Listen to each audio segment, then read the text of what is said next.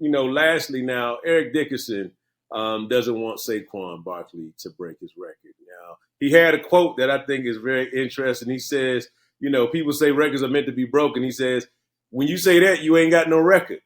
Now, of course, 2,000 yards, for Saquon this season, and he's about 100 yards away from breaking Eric Dickerson's record. What do you think about that? Is it fair or foul for Eric Dickerson to make that statement?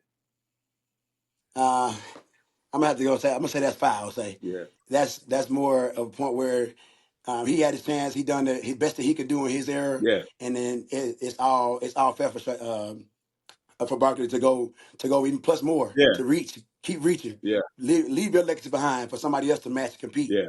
At the end of the day, it's a competition. We compete against each other, the best of the best. Yeah. And like I say, football is entertainment. Yeah. We want to be entertained. We want to break all the records we can break. So that way, when it's over with, we laid it out on the line, and it's up from there. Yeah. So I know that I think that's Robert Griffin said that he felt like some of these old players are hating. You know what I'm saying? And they need to they hate that. And I want to call it hating. I call it what would I call it? I call it with just more. Hey, move over. Yeah. Let's move over. Yeah. Slide over to the HOV, ride the wave, and like I say, make room for the future. Yeah. This is our future. Yeah, indeed, bro. With the NFL playoffs heating up, man, let's talk about the big game, the Super Bowl, man. Which teams do you see making it to the Super Bowl? I see the Chiefs. The Chiefs all day. The Chiefs have played sound football all year. Don't get me wrong. You got the Lions. You got the Vikings. That's really roughing it off. I would love to see Teddy make that thing with the Ravens. I would love to see that. But like I say, it's up in the air right now. So these next upcoming weeks. But just to go back to win it all, I think the Chiefs have a good chance of taking the whole thing. Okay, and Chiefs versus who? Ooh, see, that's where we're gonna talk about that. The next couple of weeks, I have to see what's going on. 1 week can change it all, but I know I can see the Chiefs. Yeah. Okay, indeed, man. And speaking of Teddy Bridgewater, obviously, you got your ties to Miami, state of Florida. What do you think about him? Saying coming back to pro football, man, and after having won a state title, man, on the high school level and leading his team to victory that way.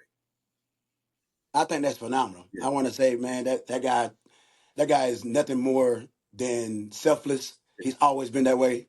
Since I met him a couple times. Yeah. But just having that strong backbone, that willingness to say, hey, you know what, I'm gonna put this down, I'm gonna put myself aside so I can get back, get back motivated or get back whatever that drives him to be great. So going down to high school and leading them to a championship was made him brought that hunger back. I'm all for it. And I know you spoke about the Lions locker room. What type of edge do you think a Teddy Bridgewater brings to that locker room?